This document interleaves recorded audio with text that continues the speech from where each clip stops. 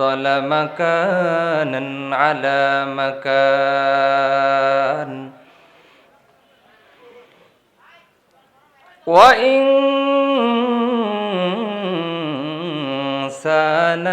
على إنسان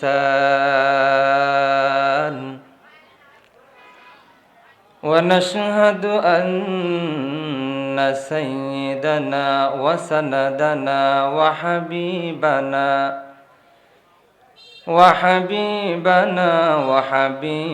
قلوبنا وأولانا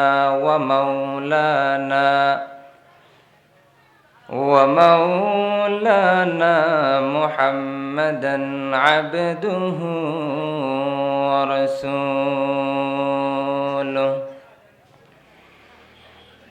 الذي أرسله كافة بشيرا ونذيرا وداعيا إلى الله بإذنه وسراجا منيرا أما بعد فأعوذ بالله من الشيطان الرجيم بسم الله الرحمن الرحيم كنتم خير أمة أخرجت للناس تأمرون بالمعروف وتنهون عن المنكر وتؤمنون بالله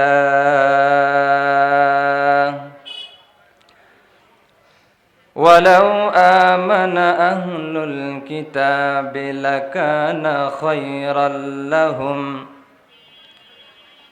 منهم المؤمنون وأكثرهم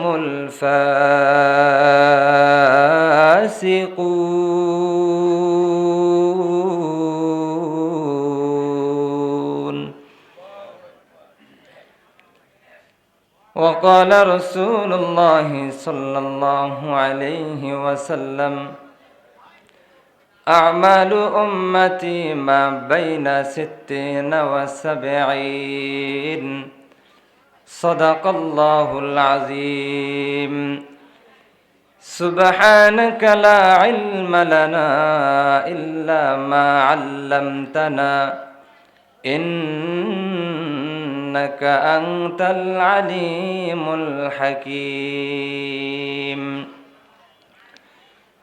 সবাই মহব্বতে সহিত দুরূদ পড়ি আল্লাহুম্মা সাল্লি আলা মুহাম্মাদিন ওয়া আলা আলি মুহাম্মাদ কামা সাল্লাইতা আলা ইব্রাহিম ওয়া আলা আলি ইব্রাহিম ইন্নাকা হামিদুম মাজিদ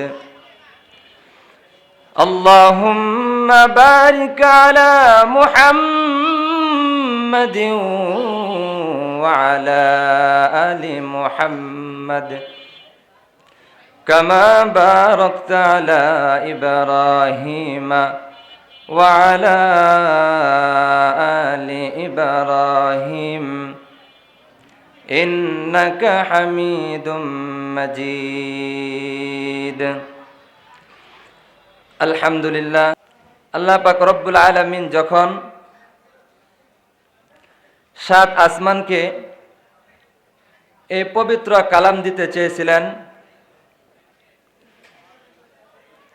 সাত আসমান ডাক দেয়া কয় মালিক কুরআন তোমার কালাম, তুমি যেমন মহান তোমার কালামও সেরকম মহান। এ মালিক না না, আমরা এই কালামের ওজন বহন করতে পারবো না। আল্লাহ পাক রব্বুল আলামিন যখন পাহাড়কে বলেছিলেন, এ পাহাড় করবানি রে আমার কালাম বহন করবানি, পাহাড় কয় না না, আমাদের পক্ষে কালাম বহন করা সম্ভব নয়। আল্লাহ পাক রব্বুল আলামিন যখন সাত জমিনকে বলেছিলেন, এ জমিন করবানি রে আমার কালাম বহন করবানি, জমিন কয় তুমি যেমন মহান তোমার কালামও সেরকম মহান, না না, আমাদের পক্ষে কালাম বহন করা সম্ভব নয়। আল্লাহ পাক রব্বুল আলামিন যখন আমাদেরকে বললেন, হে ইনসান, হে আদম সন্তান, তোমরা নিবানি রে আমার কালাম বহন করবানি, আমাদেরকে বলতে দেরি হয়, আমরা রাজি হতে দেরি হয় নাই। বলি সুবহানাল্লাহ। এ মালিক দাও দাও, তোমার কালাম নেওয়ার জন্য আমরা অধীর আগ্রহ হয়ে বসে আছি, তোমার কালাম গ্রহণ করার জন্য আমরা রাজি আছি। আর চিন্তা করলি না, যেই কালাম সাত আসমান নিতে রাজি হয় নাই, যেই কালাম জমিন নিতে রাজি হয় নাই, যেই কালাম পাহাড় গ্রহণ করতে রাজি হয় নাই, কোন সাহসে কোন স্পর্ধায় তোরা রাজি হইলি? আল্লাহ পাক রব্বুল আলামিন পবিত্র কালামুল্লাহ শরীফে বলেন, ওয়া হামালাহাল ইনসান, মানুষকে বলতে দেরি হয়, তারা রাজি হতে দেরি হয় নাই। সুবহানাল্লাহ। আল্লাহ পাক রব্বুল আলামিন বলতেছেন যে যেই কালাম সাত আসমান নিতে রাজি হয় নাই, যেই কালাম জমিন নিতে রাজি হয় নাই, যেই কালাম পাহাড় গ্রহণ করতে রাজি হয় নাই, কোন সাহসে কোন স্পর্ধায় তোরা রাজি হইলি? একটাবার চিন্তা করছস? কোরআনের বিরোধিতা যদি হয়, কোরআনের হক যদি ঠিকমতো আদায় না হয়, তাহলে লাভের চাইতে লস বেশি হবে, লস বেশি হবে। একটাবার চিন্তা করছস এটা কার কালাম? এটা বহন করার ক্ষমতা তোদের আছে কিনা? এই জন্য আল্লাহ পাক রব্বুল আলামিন খুশি হইয়া আমাদেরকে মহব্বতের দুইটা গালি দিয়েছেন। বলি সুবহানাল্লাহ। তো আমরা অনেক সময় আমাদের মহব্বতের মানুষকে অনেক কিছুই বলে থাকি। তো আল্লাহ পাক রব্বুল আলামিন আমাদেরকে যেহেতু মহব্বত করেন, এই জন্য তিনি মহব্বত করে আমাদেরকে দুইটা গালি দিয়েছেন। ইন্নাহু কানা যালুমান জাহুলা, হে জালুম, হে জাহুল, ইসমে মুবালাগার সিগা, আধিক্যের অর্থ বোঝানোর জন্য ব্যবহৃত হয়। হে জলুমকারী, হে জলুম, হে মূর্খ, একটাবার চিন্তা করছস এটা কার কালাম? এটা বহন করতে পারবি?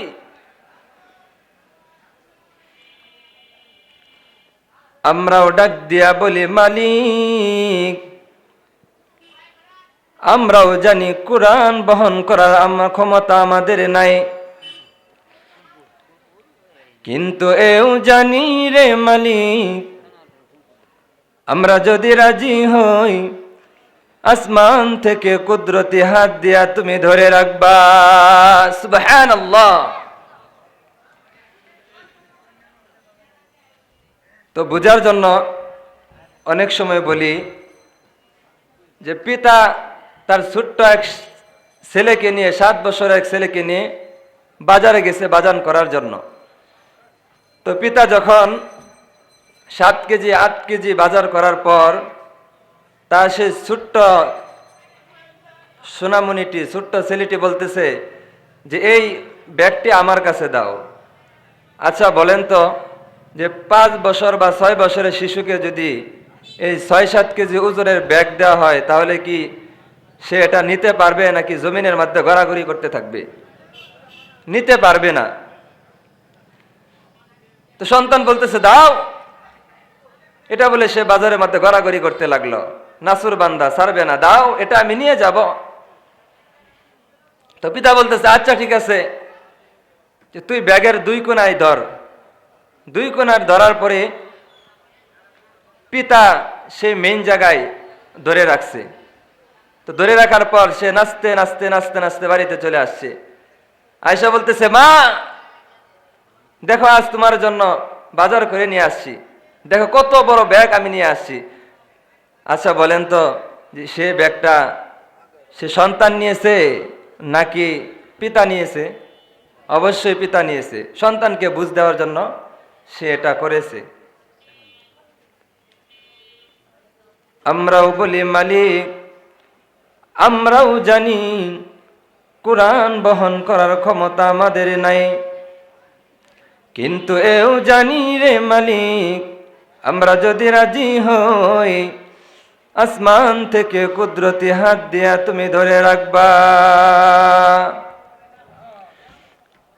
এই জন্য আল্লাহ পাক রব্বুল আলামিন আমাদেরকে বলতেছেন,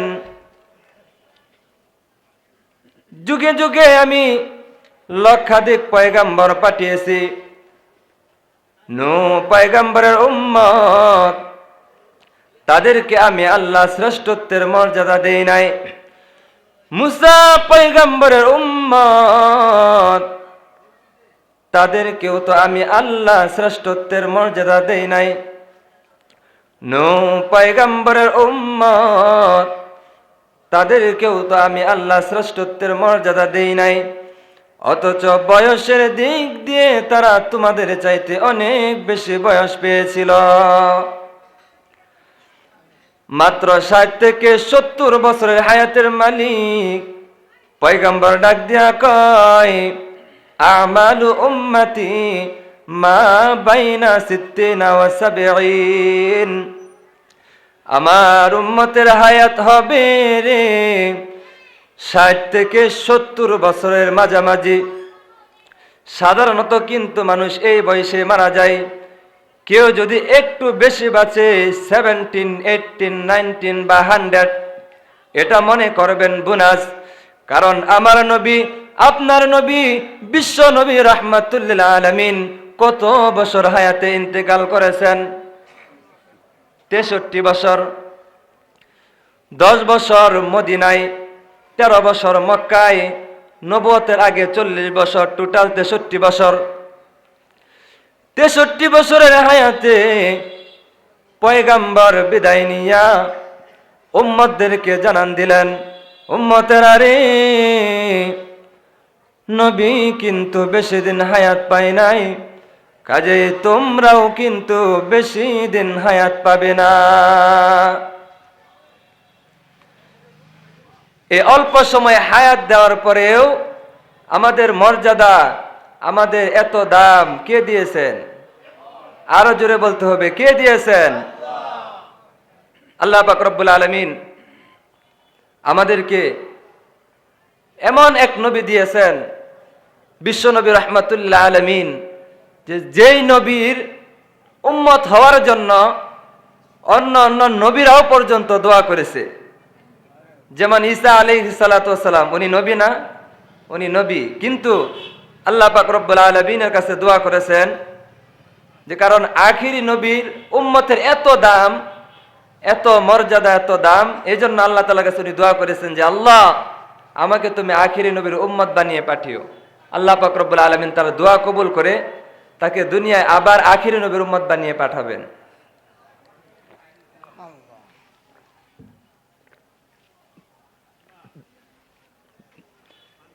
এই জন্য এই নবীর উম্মত হয়ে আমরা খুশি না বেজার? কেমন খুশি? আমাদের কি মক্কা মদিনায় যাওয়ার ইচ্ছা হয়? কার কার ইচ্ছা হয়? আল্লাহ তাআলাকে দুইটা হাত তুলে দেখায়। আল্লাহ যারা যারা হাত তুলেছে তুমি তাদের হাতকে কবুল আর মঞ্জুর করো। আমাদের সবাইকে সোনার মদিনা যাওয়ার জন্য তৌফিক দান করো। প্রাণের মদিনা আমার সোনার মদিনা, প্রাণের মদিনা আমার সোনার মদিনা, সব বলিব কিন্তু তোমায় ভুলতে পারি না, সব বলিব কিন্তু তোমায় ভুলতে পারি না। আমার সঙ্গে গান। প্রাণের মদিনা আমার সোনার মদিনা, প্রাণের মদিনা আমার সোনার মদিনা, সব বলিব কিন্তু তোমায় ভুলতে পারি না, সব বলিব কিন্তু তোমায় ভুলতে পারি না। ভুলিনি ভুলবো না ভুলতে পারি না, ভুলিনি ভুলবো না ভুলতে পারি না, সব বলিব কিন্তু তোমায় ভুলতে পারি না, সব বলিব কিন্তু তোমায় ভুলতে পারি না। ইয়াসরিব নামের ছেলে তুমি অলক্ষণের দেশ, বড়ই মারাত্মক যে ছিল তোমার পরিবেশ। ইয়াসরিব নামের ছেলে তুমি অলক্ষণের দেশ, বড়ই মারাত্মক যে ছিল তোমার পরিবেশ। নবীর ছোঁয়া পেয়ে তুমি সোনার মদিনা, নবীর ছোঁয়া পেয়ে তুমি সোনার মদিনা, সব বলিব কিন্তু তোমায় ভুলতে পারি না, সব বলিব কিন্তু তোমায় ভুলতে পারি না। প্রাণের মদিনা আমার সোনার মদিনা, সব বলিব কিন্তু তোমায় ভুলতে পারি না। আমরা সব বলিব কিন্তু সোনার মদিনাকে আমরা ভুলতে পারবো না ইনশাআল্লাহ। আল্লাহ তাআলা আমাদের সবাইকে তৌফিক দান করুন। মুহতারাম হাজিরিন, আল্লাহ পাক রব্বুল আলামিন আসমানি কিতাব কয়টা নাজিল করেছেন? 104 খানা কিতাব। আমাদের সবার জানা দরকার আছে 104 খানা কিতাব আল্লাহ তাআলা নাজিল করেছেন।